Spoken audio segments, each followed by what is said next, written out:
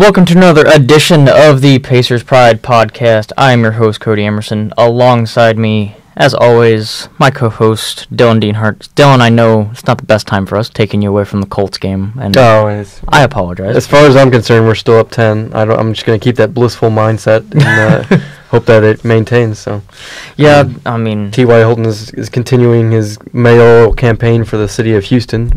As I say that, I check my phone and Texans scored a touchdown, so it's 17-14. But anyway, it's not a playoff year Yeah, anymore. so it's all good. But the Pacers, they've had an up and down stretch. I mean, Vic's still out. Has missed, I think, the last 10 games or 11, so, but I think. 10 or 11. It's up to double digits. I know that much. But the Pacers' record has been pretty good. I remember I was watching the game last night, and they brought up the graphic of we were 0-5, 0-6 without him last year. Yeah. And now we have a winning record without him. So people have stepped up. But we're going to start to recap with the first Sacramento game that happened last week. The game, the Pacers and Kings went back and forth. The Kings ended up squeaking out a 1-point victory, 111-110. Part one of the Battle of the Bogdanoviches. Yes, which I believe both matchups went Bojan's way. I think he ended up. He outscored him in both games, yes. So, but the other Bogdanovich had 20 points against them in the Sacramento game. Yeah, so I mean, Bogdan is a really good. I think he's their backup point guard. He's their sixth man. I don't see why he's not starting, but that's. I think they're still giving Shumpert and Buddy Hield time off the bench. So I would put him over Shumpert, but I understand if they're keeping him on the bench because of Buddy Hield. Yeah, always can use that scoring off the bench. But anyway, the Pacers unfortunately fell in this one, 111-110. They scored 30 points in 3 of the 4 quarters. The difference was the fourth quarter, which the Pacers only were able to score 19 points. Granted, the Kings only scored 22, but you know what? It just didn't fall the Pacers' way. Yeah, I believe we had like a 7-point lead going into the fourth quarter, if I'm not mistaken, and then just Sacramento we couldn't score towards the end of the game, and Sacramento made all the right plays. This is kind of one of those games you just toss up to being in Sacramento and on the end of a road trip. The team kind of looked gassed towards the end of it just because of that fact. So yeah, I mean, and this was Pacers. What ended up killing the Pacers was the 25 turnovers. Yeah, the fact that they were a 1-point loss with 25 turnovers is remarkable, if you ask me.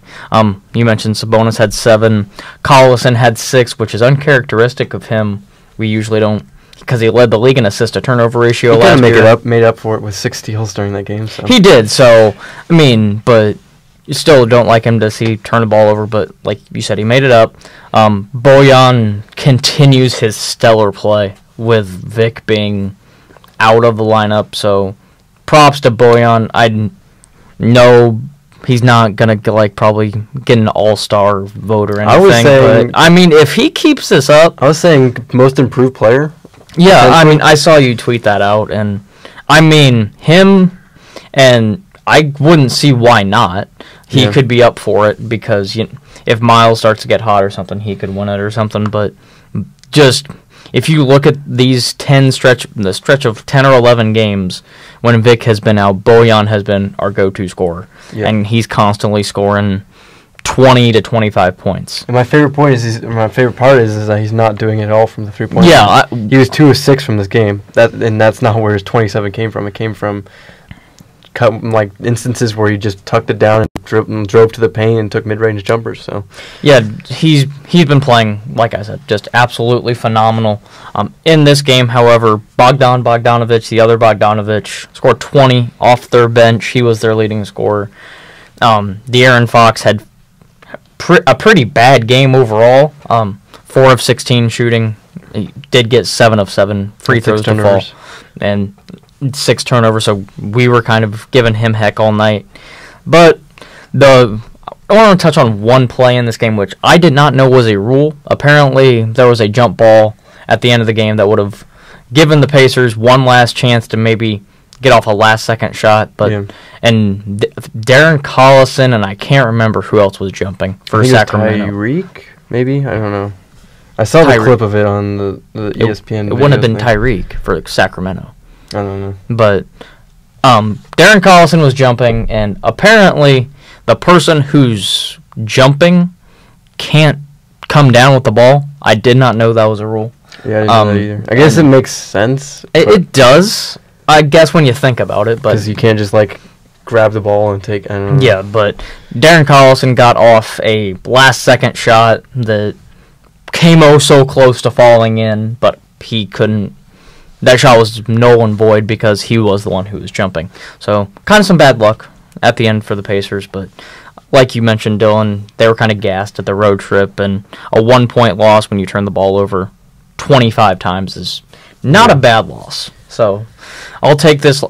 Sacramento's, as of right now, they're in the playoffs, and they're a really solid team right now. So, with young guns like De'Aaron Fox, Willie Cauley-Stein, and those Buddy Hield, who could not be stopped in the first half of last night's game.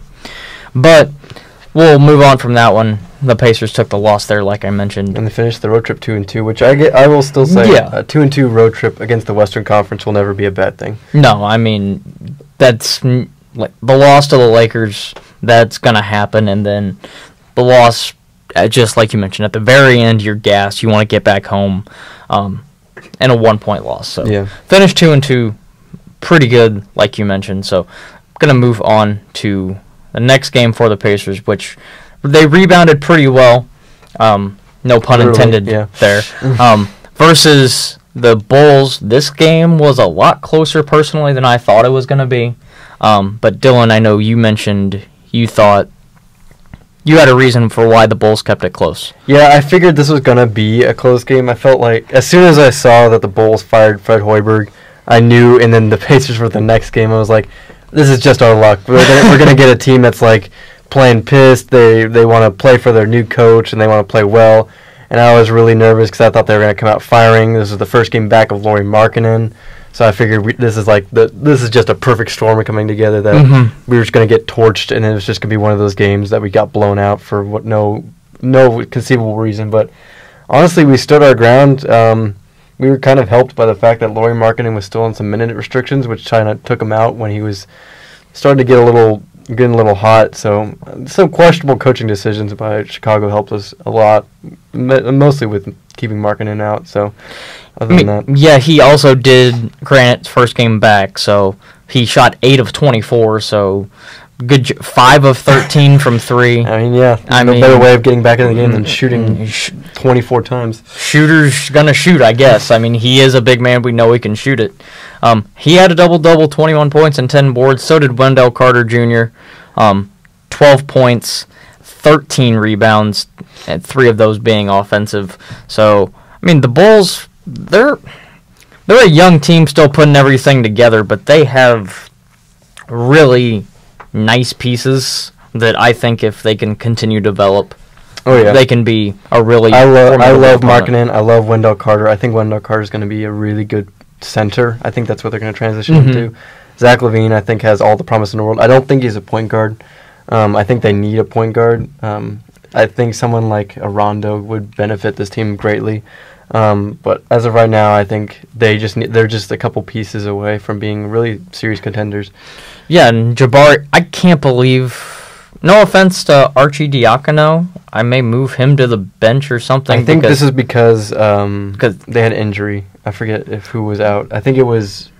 I know Chris Dunn's been out for a while. Yeah, that I forgot about him. Yeah. But Jabari Parker, I honestly thought he would start and maybe move Wendell Carter to the bench. But like I said, that's for the new Bulls coach, who I'm going to be honest, don't even know his name. I think he's a former Popovich prodigy. I mean, that's probably just guess anyone who's a new head coach and you're like, oh, you're off the Popovich tree? Okay, yeah, you can coach. Yeah. What was really cool about this game, at the very end, we were seeing Justin Holiday versus Aaron Holiday. They got to exchange jerseys, and that was just kind of a really cool moment, I guess, for Aaron Holiday.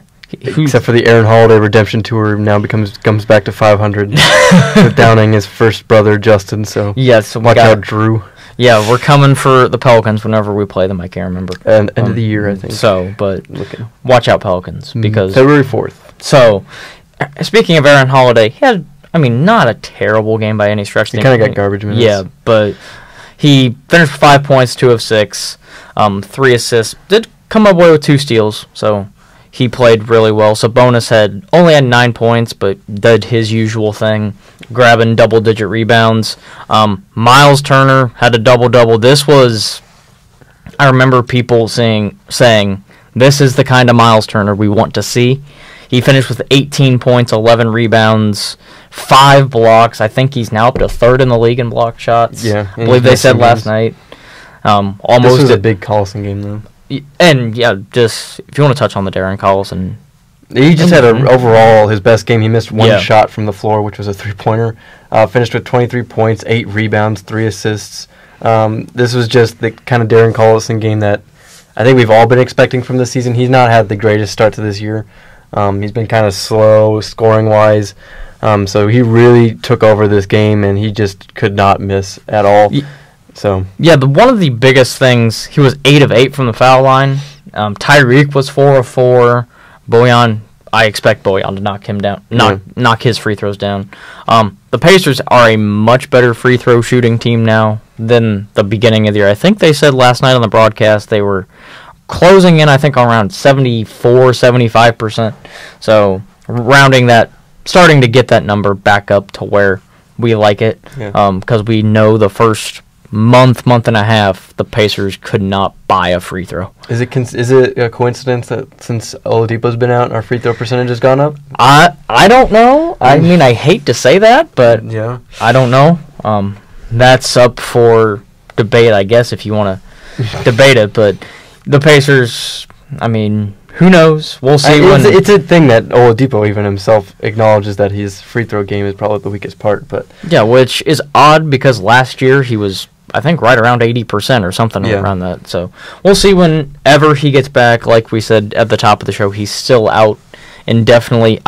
There is video out there of him shooting shots before warm-ups, and I think he's started to practice a little bit. I think they said it might be another month. I think that's what the rumor is. A month? Yeah. Oh, I didn't know it'd be that long. But there is no rush to get him back because they're playing just fine without him. Yeah. But the Pacers won this game 96-90. Like we said, a bit closer game than we thought, but can never go wrong with a W.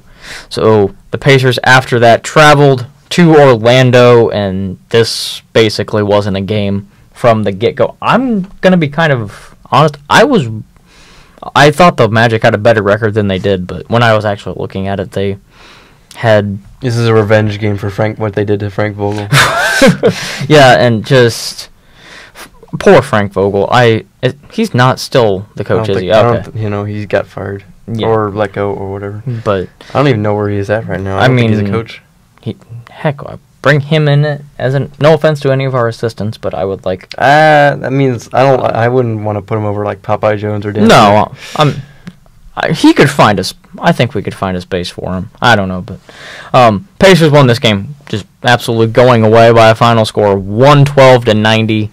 Dominated every quarter, and Bojan did Bojan things, 26 points. Miles, 10 points, 6 rebounds. In 21 minutes. Only had 1 block, so, the 4 fouls was a little bit of why he only played 21 minutes, but we're going to focus more on, we got to see some garbage time minutes from, guys like Aaron Holiday. You mentioned before the show we got some garbage minutes for even Alize Johnson was, pretty nice to see. Yeah, he got his first NBA action and got, in 3 minutes, missed a shot and got a block. So that's pretty atypical for a second-round rookie. But I like that seeing him getting minutes because I think next year we start to kind of find a bigger role for him. As of right now, he's just too good for the G League. Yeah, he is dominating the G League. Just. If you have some time, look up his numbers in the G League. Is he still averaging at least 15 rebounds per game or something insane like that? If you want to, I'll look it up. Okay, I'll ramble for just a second. This what we did see some TJ Leaf. I mean, granted, 8 points, 6 boards, so not terrible, I guess, for TJ Leaf. Then the big story in this game was, I don't know if Orlando was trying to weaken us or anything, but if they told the restaurants to poison the shrimp because Sabonis was out in this game due to food poisoning. Nate McMillan, they also said last night, kind of was not feeling good at all, but he was still able to coach the game. So Sabonis sat out, and Kyle O'Quinn stepped up and had a really good game. 12 points, 10 boards off the bench. So it was really nice to see Kyle O'Quinn get it going. Kojo had 15 off the bench. The Pacers, just in general, shot 47% on the night. Were you able to define it? Yeah, go ahead and ramble off his insane stat line. In 9 games, he's averaging 19 points, shooting 53% from the field, shooting 41% from 3, 86% from free throw, 13.6 rebounds per game, almost 3 assists per game, and then only 2 turnovers and 2 fouls per game. So, I mean, this kid is... He's averaging 5 offensive rebounds per game. For a guy to be, like we said, 6'7", I believe. 6'9", 201. Oh, he's 6'9". Okay, I underestimated his height. But, I mean, still, for 6'9", to be averaging 13 rebounds, 13 and a half... In only 9 games. Yeah, it's just insane. Yeah. Because I mean, granted, it's the G League. Hey, the G League's getting better and better every year.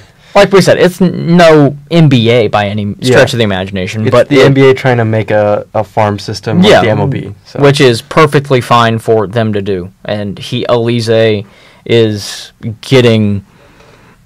He's just bullying people down... Or up in Fort Wayne, yeah. So, not down, but... Up, I mean, down for some people, I guess, if you're a Pacers fan up in Michigan or whatever. But I'm rambling like usual. The Pacers, like I said, just dominated this game in every stretch of the imagination. Only 2 people who scored in double figures were Vucevic and Gordon, who each had over 20 points. Aaron Gordon was right at 20. Vucevic with 22. And Terrence Ross. At the very bottom of the box score. He had 11, so 3, pardon me. In double figures, just Pacers played phenomenal defense all night long and was able to come away with a pretty convincing win. And then we got the revenge against Sacramento inside Bankers Life Fieldhouse last night. Was it last night? Yeah. Was it? Okay. I couldn't remember but the Pacers were able to get a 10-point victory. 107 to 97. I really want to touch on Doug McDermott. Can we put this man in the dunk contest, please? I saw the split of the 2 defenders for the slam. Is that the one that everyone's talking about? It was when he cut baseline, and I think Sabonis gave him a slip pass. And I think so, yeah. He jammed it between 2 defenders. I did not anticipate McDermott being like this good, even of a cutter. Like, we all know he's a knockdown 3-point shooter, but I did not expect him to be throwing down vicious dunks like he has this year. He had 10 points off the bench, but I just wanted to mention that real quick. This was Thad's best game of the year, I think, by far. He really stepped up in a leadership. Him and Collison both kind of stepped up in a leadership role in this game. Thad was our leading scorer with 20 points.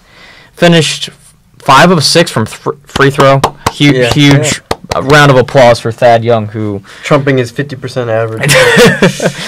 Finished with 9 boards. I tweeted out after the game... here's a stat for all you Miles Turner's haters. He had 9 rebounds at the half. Finished with 13. So... 4 blocks, just blocking. That's 4 more backpacks, I think, donated to Indie Backpack Attack or whatever. I think my favorite tweet was like Born Ready tweeted. I think it was Born. I think it was one of the ISC guys was like, "What if there's just some mistake made by IMC, and then there's just this one kid getting all the backpacks, and he's got like 500 backpacks already this year, and he's just like, enough with the backpacks." Well, I mean, he could. I would sell them and make a boatload of money, kid. Yeah. Sabonis. Going back to IMCU and then make more money. Hey, a marketing strategy. There you go. Business guy right there. But Sabonis was back in this game, finished with 14 points, and he was taking Marvin Bagley to school a couple of times, just down in the low post. It was beautiful to watch. Granted, I think another aspect of this game which was beautiful to watch was Vic on the sideline. I love Vic on the sideline. He's just been. You can tell he wants to be out there, obviously, but he's gonna do anything and everything he can to bring the energy. His clothing style is very. Yeah, I mean, it is. He's rocking a suit jacket and a graphic tee all.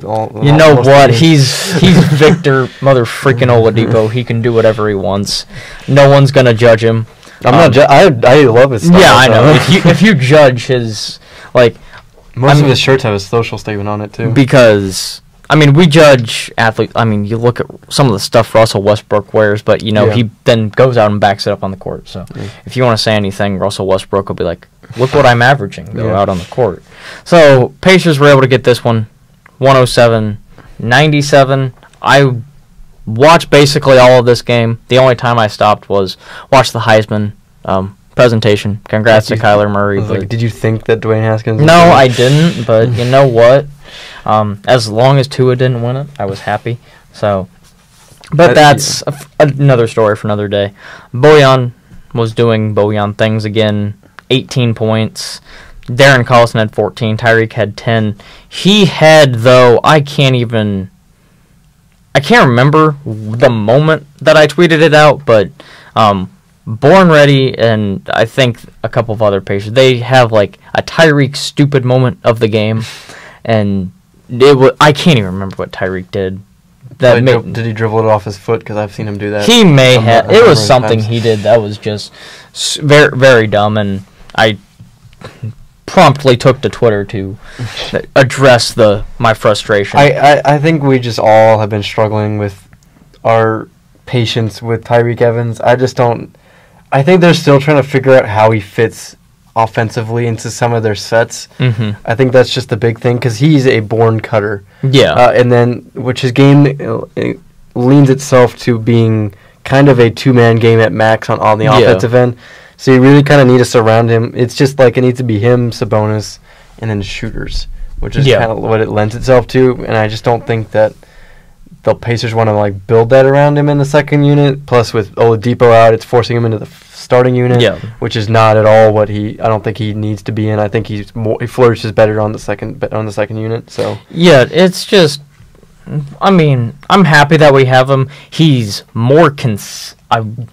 He's more consistent than Lance. Although there are still Pacers fans. There are still those Pacers fans out there who are like, no, Lance is more consistent. Lance is doing this and this, and I'm like, no. Yeah, Tyreek may be consistent, getting 10 points, and then Lance has the times where he gets 18 or 20, and the next game he'll have 3. I think just people are missing the fact that when Lance came in, he brought energy and spark with him, and Tyreek just brings a couple baskets. My biggest thing with Tyreek is I was yelling at the TV last night. It was him in the corner, and he was kind of trying to play iso ball, which frustrates the crap out of me. But he ended up scoring on that possession anyway, so I couldn't complain. But he kind of just plays too much iso ball, in my opinion. Yeah. Like you mentioned, with him and Sabonis, I think they do have that chemistry. So maybe once Vic gets back in the second unit, starts to gel a bit more. I know Quinn Buckner has said that we need, us Pacers fans, need to have patience because Tyreek Evans does his best work when he cuts and has control of the ball. So we just kind of have to let that go and let that be how he goes about his offensive game. So I'm not concerned or anything really per se because I know he'll get the consistent probably 10 to 15 points per game type of thing, which can't go wrong with scoring the basketball. 4 of 9, that's a pretty solid percentage. And he did work he got 6 rebounds, 4 assists, 2 steals. So he's not like he's just a scoring only threat and just ignores everything else until he gets the ball. So Yeah, so Pacers. I've seen. Granted, Pacers Twitter is a little. it's a ruthless. It ruthless is, environment. and people are, as soon as they have 1 or 2 bad games, trade them. Say, It's a terrible signing, and it's like Heaven forbid you have a bad game because Pacers Twitter wants you in Milwaukee the next night. So Yeah, but I mean specifically if your name is like Miles Turner's or Miles Darren Turner Collison. or Tyreek Evans or this year Darren Collison. So just have patience. It's only a quarter of the way. We still yeah, have. it's not like we have 82 games or something. We have it's still not have a 30 games long season. way to go. Plus probably the playoffs. So Most likely the playoffs. calm down and everything will be back to normal.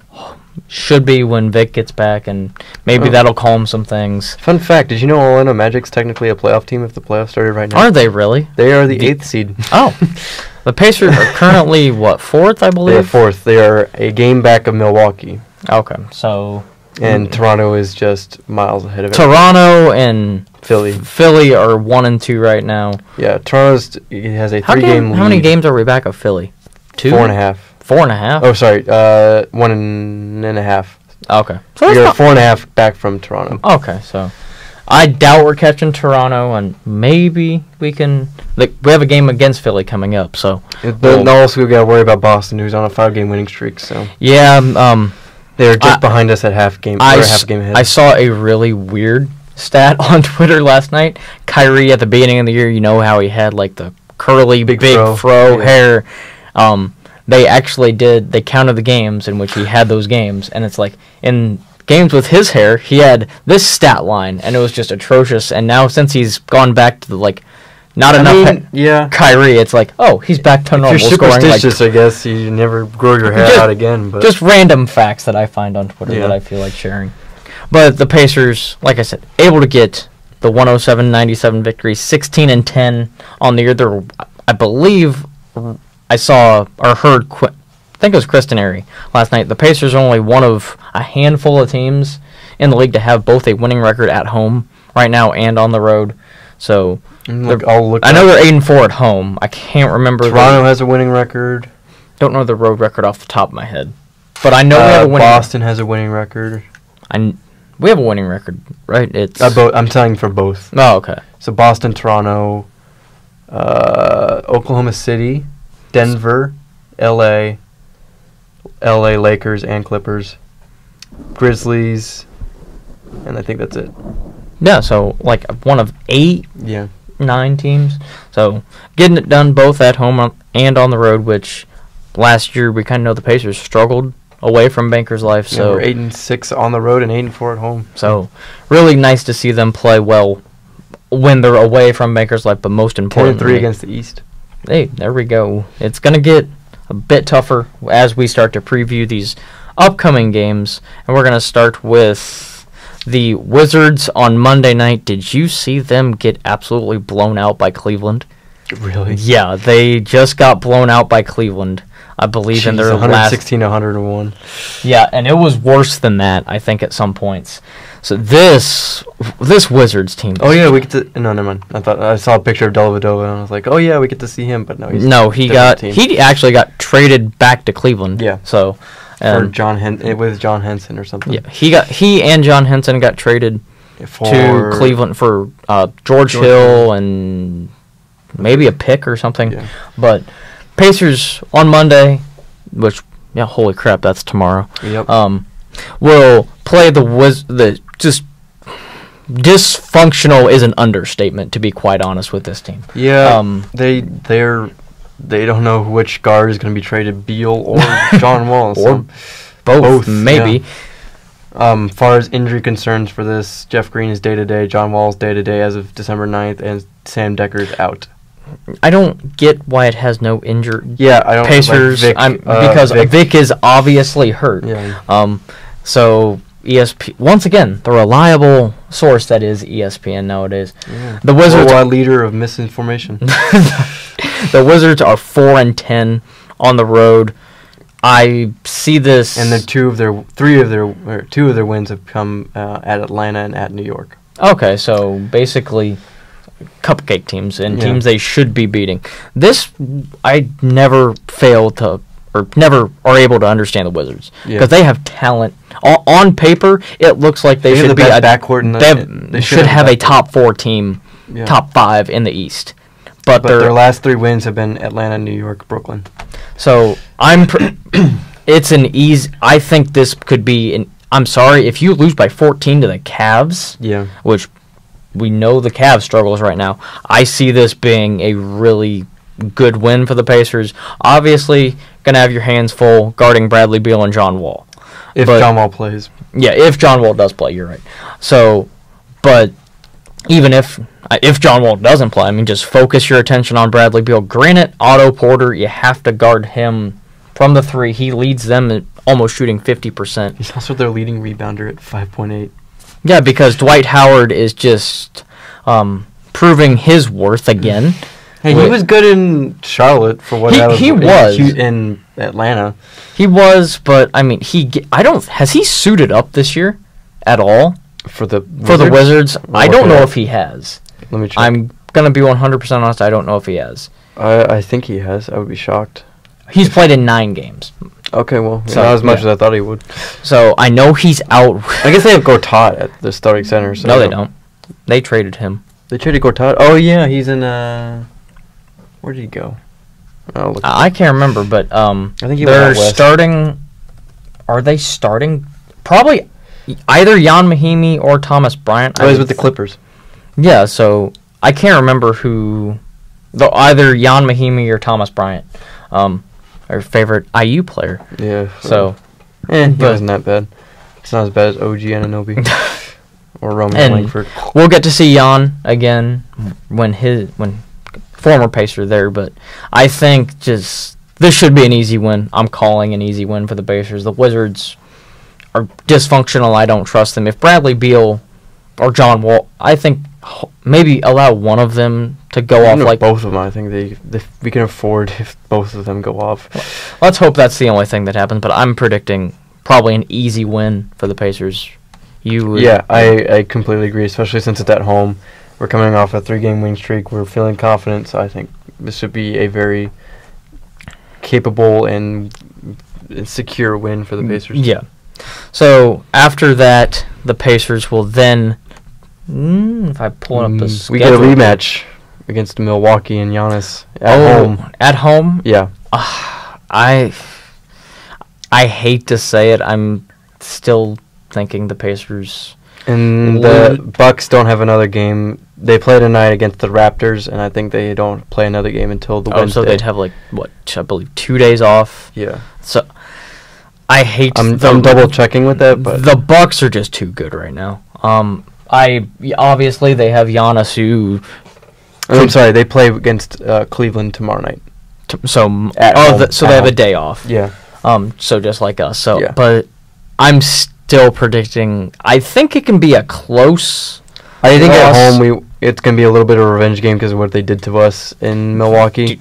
Do you see the win? I think this is gonna be a win. I think this Okay. is the kind of statement game that they want to make against the top team in the East. So obviously we need to do something against Giannis. It's easier said than done. He leads the team in rebounds, assists, and points, and steals, and almost blocks. So I mean that's just typical Giannis though, just playing out of his mind, playing like an MVP. I hate to say it, I always say this. It's just focus on everybody else. Make Giannis have to beat you himself. Last time we played the Milwaukee Bucks, we let Chris Middleton go wild from beyond the arc. We have to close down on him, make sure he gets no easy looks. Giannis will average his average. He's too long. He's too athletic. He travels too much for anybody to stop him. So, I mean, have you seen him going into the paint? He takes 3 steps every time he drives. He takes like 2 or 3 steps from the And I don't understand why they 3-point line, and he's dunking it. No, I mean, even like he will take 3 steps without the ball. No. And he travels every time he's in the paint. I implore you to watch any of his dunks, and he travels on 90% of them. I think the refs are just so amazed that they don't call it. Yeah, he could probably step over most NBA players. But I get to see George Hill though too. Yeah, I'm hoping you're right.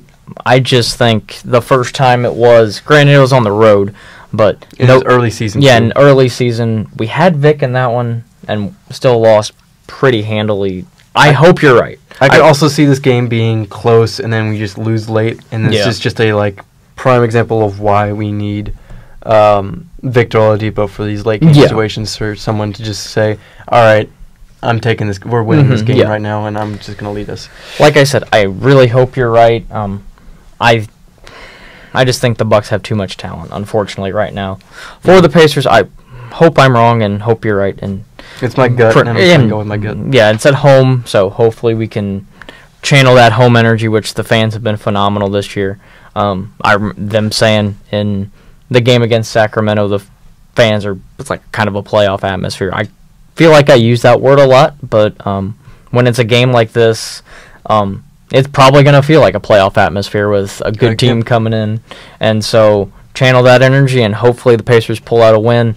It's going to be definitely a tough one. They say they have George Hill listed as day-to-day, but I don't think you could trade an injured player. But yes. I don't know if he's injured or not. I doubt that's the only thing listed for the Milwaukee. So after the Bucks, the Pacers, I'm struggling to get back to the schedule. Philadelphia 76ers. Ooh, and that's Philly. At Philly on ESPN. So another primetime game, which all even if it's primetime, I still watch FSIN. So. Oh, yeah, I do too. Because no offense to the ESPN announcers, but I tweeted it out, and honestly, thank you guys for kind of backing that tweet, because I did not expect that tweet of Quinn Buckner and Chris Tenary to get as much traction as it did. But I think it ended up with 40 something likes. I can't remember. It was 30. But hey, don't ruin my. Don't ruin my mojo. When I last remember, I was just because I remember I was watching the Suns feed, because in the dorms we don't get cable. Yay! So I have to resort to Reddit, and sometimes I get Chris Tenary and Quinn Buckner, and sometimes I'm stuck with the away team's announcers, and I just love the fact that Quinn Buckner and Chris Tenary are right down the middle sometimes, and when the Pacers are bad, they'll say the Pacers are bad. Yeah. And they won't sugarcoat it like most announcers will. They're like, oh, you're down by 20? It's fine. Yeah. No, it's not. This team has issues. So that was our little ramble.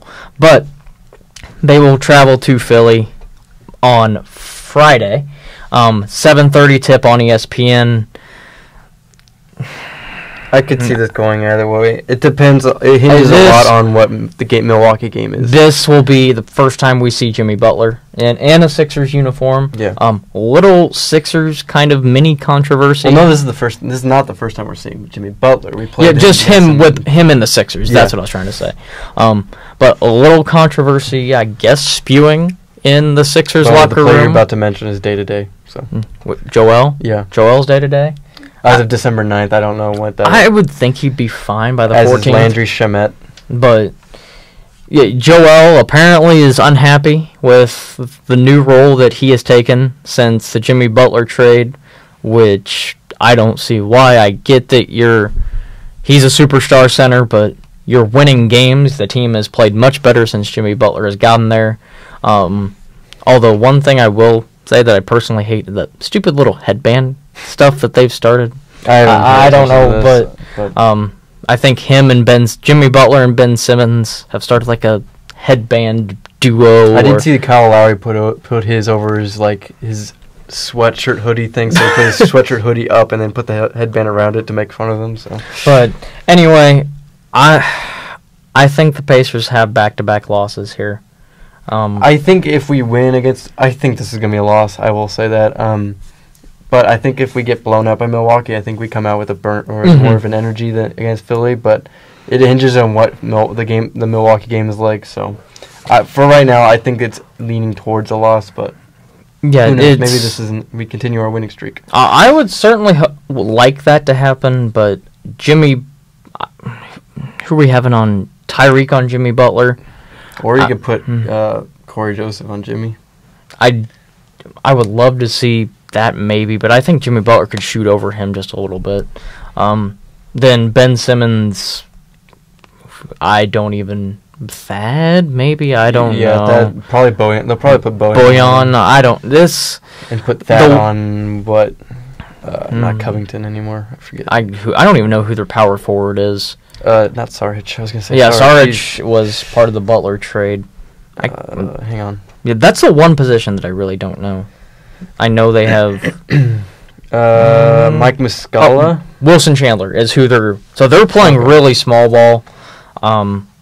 That or Bojan on Wilson Chandler, maybe, I don't know. This is a matchup kind of nightmare for the Pacers because I just think the Sixers have the advantage. There's going to be a matchup disadvantage for the Pacers. Can't forget about J.J. Redick. He knocked down 3-point shooter.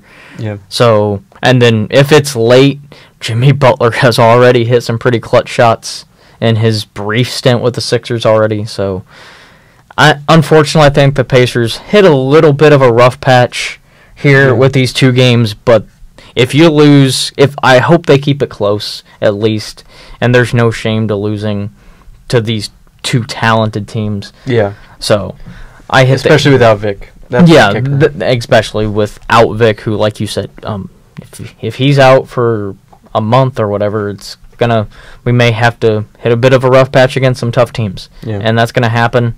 But I think the Pacers will get it back together in the last game that we're gonna preview, and because they will. Is it a home game? Yeah, home game against the Knicks on Sunday. Against the Knicks on Sunday. This Knicks team is still not that great. They really don't. They're really missing Kristaps. Yeah, they're currently, as they said, 8-19. Currently on a 3-game losing streak. I think that would maybe change by the time they play us, but because they play Charlotte, Cleveland, and then Charlotte again. So Cleveland, Charlotte. I assume they at least get a win over Cleveland. That would be my You would pick. think, but I mean, if Cleveland just beat down the Wizards, so I don't know. But, yeah. As far as injury news, Trey Burke, Kristaps, and Lance Thomas are all... Trey Burke is day-to-day, so I doubt they said his knee has begun rehab and will be examined again sometime over the weekend. So that doesn't sound like he's going to be back immediately. And then it goes, of course, Kristaps out till the spring, maybe. And then Lance Thomas had just had surgery, so. Yeah, gonna have to contain Tim Hardaway. He had 21.5 points, or has 21.5 points on the year. What shooting wise, 36% from 3, so only 39% from the field. So can guess he only gets his points by the 3 for the most part. Enes Kanter we're gonna have to contain on both offensive and defensive boards. Emmanuel Mudiay shooting 37% from 3. I did not know he could shoot threes. Well, you can't really shoot them that well. I mean, in Denver, I just remember him in Denver. He was an absolute abysmal 3-point shooter. Yeah. One person that is coming quite along for the Knicks is Alonzo Trier, their other rookie. People focus a lot on Kevin Knox, who he's back. He's back, which believe the first time we played them, he was out. So gonna have to deal with him. I believe they have him coming off the bench along with Alonzo Trier.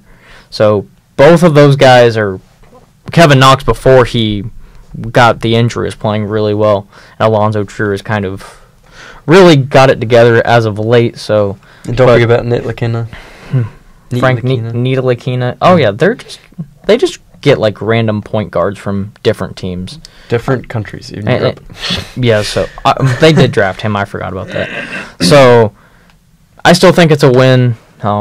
Inside Bankers Life Field. I about said inside Madison Square Garden, but it's a home game. So I think the Pacers get 2-2 this week with those 2 tough losses against Milwaukee and the Sixers, but like you kind of mentioned with a Western Conference road trip, just a 2-2 week is not bad, especially considering the level of competition you're playing. Yeah, I think this is my optimistic perception is assuming a 3-1 week ahead for the Pacers, which I think would, all things considered, is a win. Winning 2 games, they have to win 2 games. That's a necessity with this lineup, but. The big question marks coming in again with Milwaukee and Philly, but as long as they hold their water against Milwaukee and Philly, I think they stand a good chance of winning both of them. It's just about the energy level and making sure they don't let one specific player or like a combination of players get hot. So, yeah, I hope you're right with the Milwaukee game, and hopefully the Pacers can come out and play primetime game against a really tough opponent in the Sixers and maybe surprise some people and shock or put some respect on the Pacers' name. Jump ahead of the Bucks in the playoff standings. Yeah, I mean, jump ahead of the Sixers if they could. Yeah, maybe the Sixers, I don't know their schedule off the top of my head, but can maybe suffer a little bit of a losing streak. I don't know what kind of teams they play or anything. I will be with you for that in a second. But overall, like I said, the Pacers going 2-2. No shame in that. I think they play the Pistons tomorrow. Hang on, and then the Pacers, I think, on Thursday. Okay, so I mean on Wednesday. Yeah. Sorry. Sorry, they play Detroit Monday, and then Brooklyn Wednesday, and then the Pacers Friday. What? Oh yeah, we Friday. My fault. Yeah. We play the Bucks Wednesday. Yeah. I was getting. So they got two. They just beat Detroit 117-111 at Detroit. So now they get them at home, and they get Brooklyn at home. So it's gonna be. Yeah, they'll probably win. I would think win but those games. That they have a really easy stretch of Cleveland, San Antonio, New York, and then they kind of have a gauntlet of Toronto, Boston, Utah, Portland, LA, and Phoenix. Ooh, so that's a. And that's all road games except for Toronto. Okay, so they go on their little Western Conference road trip of their They own. play Boston on Christmas. So, they do. I'll probably be watching that game at Boston. So 5:30 on ABC. Yeah, Christmas Day is always happy non-denominational holiday. Yeah, I'm not gonna say Merry Christmas or anything because I know it's 2018 and people get offended. Oh, I don't believe in that. Well, I'm sorry, but yeah, that's where we're gonna leave it. This has been our last show of the semester. We'll be back in 2019. Yes. I doubt we're gonna try and do any episodes over break because it'd just be it'd just be with our. I need my time. Nah, dude, I don't blame you. I mean, I'm ready for next week to be over so we all here at Ball State deserve a nice 3.5 week vacation. We'll still be live tweeting. Ian will be probably doing a majority of it for us. Probably most of it. And if doing nothing and lucking it a lot. But if he for some reason can't, either Dylan and I will provide you with the good old memes and hatred and 100% bias that we like to provide. But yeah, this has been I guess it's not the first half of the year for the Pacers, but it's been the first half of the year for us. Yeah. So thank you guys for a great, like I said, I don't want to say it's the first half, but it is for us. So thank you for tuning in each and every week. We will be back second week of January. Yeah, we can talk about it like when we get back and everything, but be on the lookout for us. We'll still keep you posted anything Pacers news related on our Twitter page. But until then, go Pacers.